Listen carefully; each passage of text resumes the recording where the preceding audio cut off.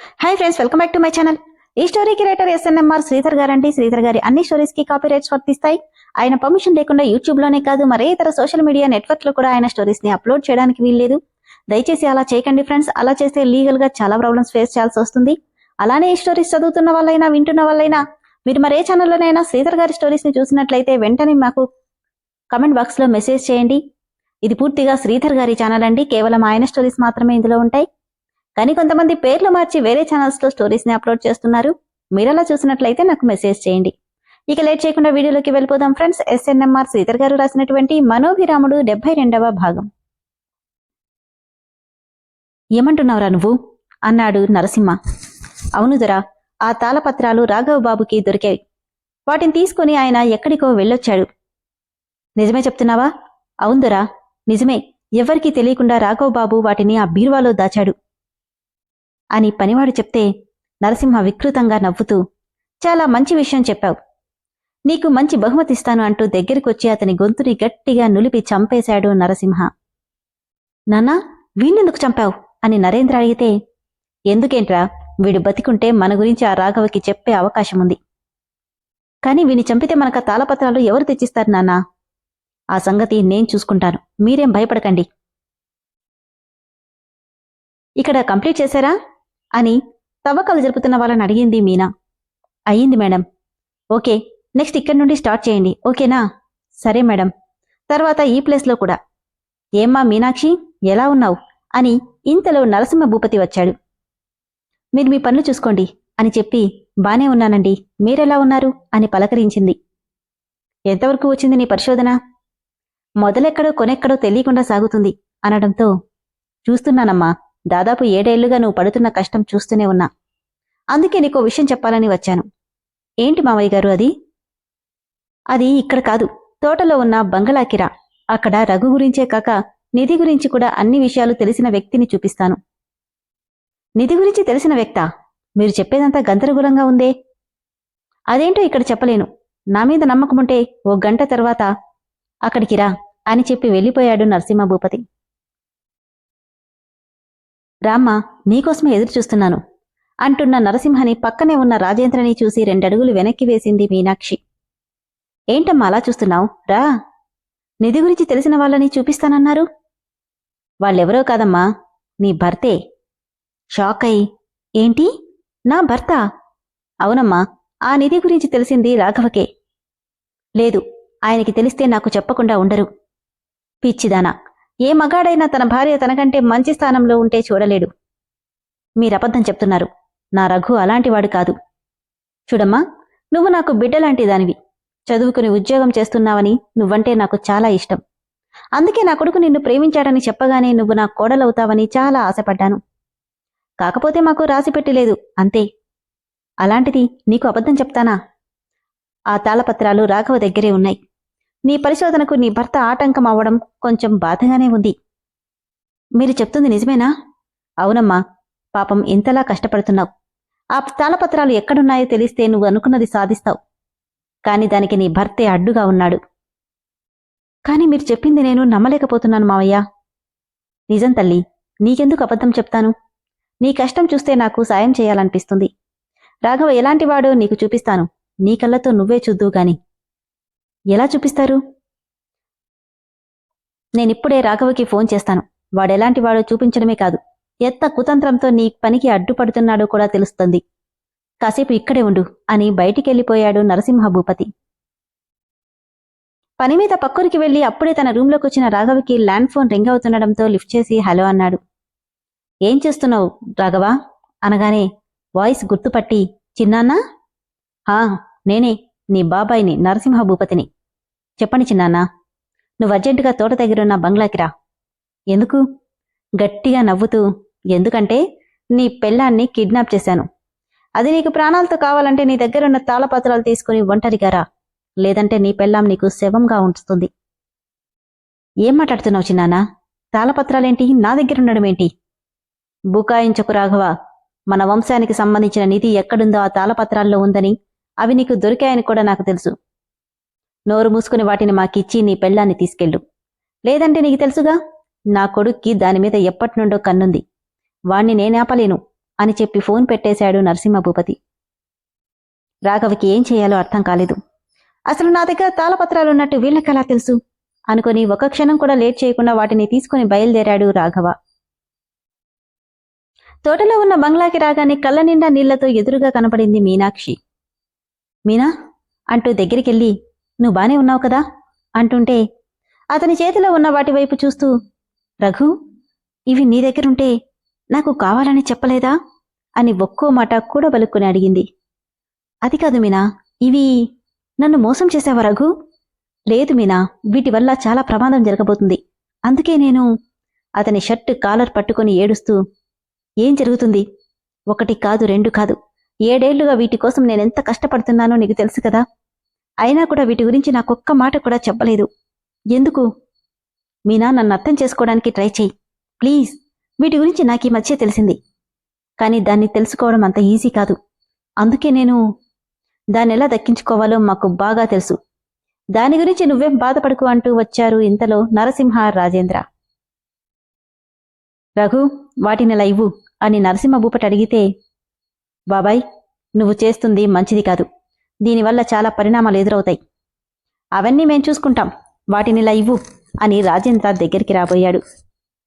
నా గొంతులో ప్రాణముండగా ఇవి మీకు దక్కనివ్వను. అయితే నీ ప్రాణం తీసే వాటిని తీసుకుంటాం. మావయ్య, ఏమైంది? మీరంతా ఎందుకిలా మాట్లాడుతున్నారు అని మీనా కంగారుగా అడిగింది. ఎవరే నీకు మామయ్య? నా కొడుకుని పెళ్లి చేసుకున్నావా లేక నాకు మేనకోడలివా? నా కొడుకు కోరి నిన్ను చేసుకుంటానంటే కాదు పొమ్మని వీణ్ణి తగులుకున్నావు. అప్పుడే నా కొడుక్కి మాటిచ్చాను, ఏ రోజుకైనా నిన్ను వాడి పక్కలోకి చేరుస్తానని అనగానే రఘు ముఖం మీదే గట్టిగా కొట్టడంతో వెనక్కి పడిపోయాడు నరసింహభూపతి. ఎంత ధైర్యంరా నీకు? నన్నే కొడతావా? కొడతావా ఏంటి బాబాయ్? ఆల్రెడీ కొట్టేశాను. ఎంత ధైర్యంరా నీకు? బాబాయ్నని కూడా చూడకుండా నన్ను కొడతావా? ఆ మర్యాద నువ్వు నిలుపుకోలేదు బాబాయ్. కోడలి మీద ఇలాంటి నీచమైన అభిప్రాయం ఉన్న నిన్ను కొట్టడం కాదు, చంపేయాలి. తన చేతిలో ఉన్న తాళపత్రాలు చూపిస్తూ, ఇవి మీలాంటి నీచులకి దక్కకూడదు అంటుంటే పక్క డోర్ నుండి వచ్చిన రాజేంద్ర వాటిని గద్దలా లాక్కొని పక్కకొచ్చేశాడు. శభాష్ రాజేంద్ర, నా కొడుకి వనిపించుకున్నావు. రే రఘు, ఇక నువ్విచ్చేదేంటి? ఈ నిధి ఎప్పటికీ మాదే అని సాంబా అని పిలవగానే సాంబడితో పాటు ఇంకో 10 మంది పందుల్లా ఉన్న రౌడీలొచ్చారు. రేయ్, వీడు ప్రాణాలతో ఉండకూడదు, చంపిపడేయండి అనడంతో అందరూ రాఘవని చుట్టుముట్టారు. వచ్చిన వాళ్ళని వచ్చినట్టు చితక్కొడుతున్నాడు రాఘవ.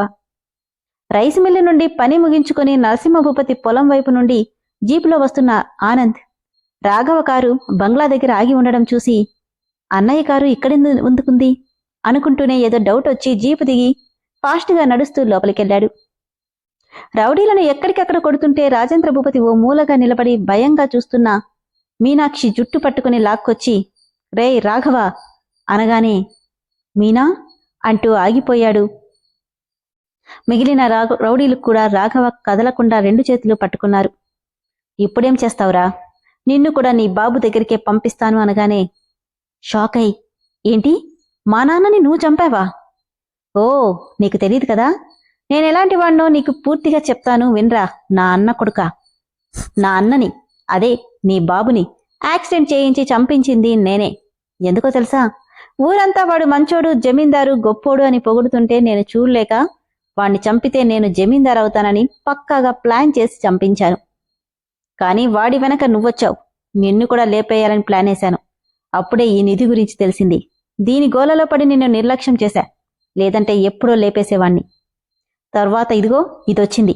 దీని ద్వారా నిధిని సొంతం చేసుకుందామనుకుంటే దీన్ని పెళ్లి చేసుకుని నీదాన్ని చేసుకున్నావు.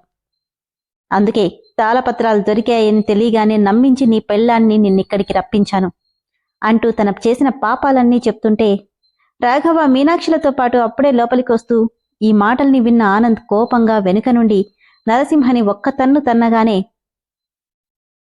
అతడి ముందుకు పడిపోతే అతడి చేతిలో ఉన్న తాళపత్రాలు గాల్లోకి ఎగిరిపోయాయి. తండ్రిని చంపాడని తెలియడంతో అన్నతమ్ములిద్దరు కోపంతో ఊగిపోతూ నరసింహాని మిగతా వాళ్ళని కుక్కల్ని కొట్టినట్టు కొడుతున్నారు. వాళ్ళిద్దరిని ఎదుర్కోవడం ఎవరి తరం కావట్లేదు. దాదాపు అందరినీ కొట్టిపడేస్తుంటే రాజేంద్ర చేతిని గట్టిగా కొరికేసి రఘు అంటూ పరిగెడుతూ వెళ్ళిపోబోయింది మీనాక్షి. వెళ్తున్న మీనాక్షి చీరకు చెంగుని గట్టిగా పట్టుకుని లాగి, ఎక్కడికెళ్తావే? నిన్నంత ఈజీగా వదులుతాననుకున్నావా? నీ మీద నా కోరిక తీర్చుకోకుండా వదలను అంటూ మీనాక్షిని గదిలోకి లాక్కెళ్లబోయాడు. రఘు రఘు అని గట్టిగా అరుస్తూ పిలుస్తుంటే తన నోరు మూసేసి ఈడ్చుకుంటూ లాక్కెళ్లి గదిలో పడేసి తనని బలవంతం చేయబోయాడు. ఏడుస్తూ గింజుకుంటున్న రాజేంద్ర చేతిపట్టు నుండి తప్పించుకోలేకపోయింది మీనాక్షి. రాఘవ నరసింహని రక్తమొచ్చేలా కొట్టిపడేసి మీనా దగ్గరికి పరిగెత్తాడు. ఏడుస్తూ రాజేంద్ర నుండి తప్పించుకోవడానికి శతవిధాలా ప్రయత్నిస్తున్న మీనాక్షి బలమంతా ఉపయోగించి నెట్టయిబోతుంటే లాగిపెట్టి ఆమె చెంప మీద కొట్టడంతో ఎవరో విసిరేసినట్టుగా కింద పడిపోయింది మీనాక్షి. కిందపడిన ఆమెకు పొలం పనులకు వాడే గడ్డపాలు కనిపించడంతో దాన్ని చేతిలోకి తీసుకుని దగ్గరికొచ్చావంటే చంపేస్తాను అని బెదిరిస్తుంటే తన దగ్గరికి వెళ్లలేక ఒక్కో అడుగు వెనక్కి వేస్తున్నాడు రాజేంద్ర. డోరు తీయరా అని గట్టిగా అరవగానే ఎక్కడ చంపుతుందోనని భయపడి డోర్ ఓపెన్ చేయడం, మీనా అంటూ రఘు అక్కడికి రావడం ఒకేసారి జరిగాయి. ఏడుస్తూ మీనా తన చేతిని వదులు చేయడంతో రాజేంద్ర వెనుక నుండి గట్టిగా పట్టుకుని అదే గడ్డపారతో రాఘవ కడుపులోకి బలంగా దించాడు. అది మీనా చేతుల్లో ఉండడం వల్ల తనే తన భర్తను పొడిచినట్టుగా అయ్యింది పరిస్థితి. రఘూ అని మీనాక్షి అన్నయ్య అంటూ ఆనంద్ పెట్టిన గావుకేక ఆ బంగళా మొత్తం మారుమోగిపోయింది. పడబోతున్న రాఘవని ఒడిసి పట్టుకుని నన్ను క్షమించు రఘు అంటూ కుక్కపట్టి ఏడుస్తుంది మీనా. మరోవైపు నుండి అన్నయ్య హాస్పిటల్కెళ్దాం అంటూ తనని లేపబోతున్న ఆనంద్ని వెనుక నుండి కత్తి పట్టుకుని ఆనంద్ మీదకొస్తున్నాడు నరసింహ.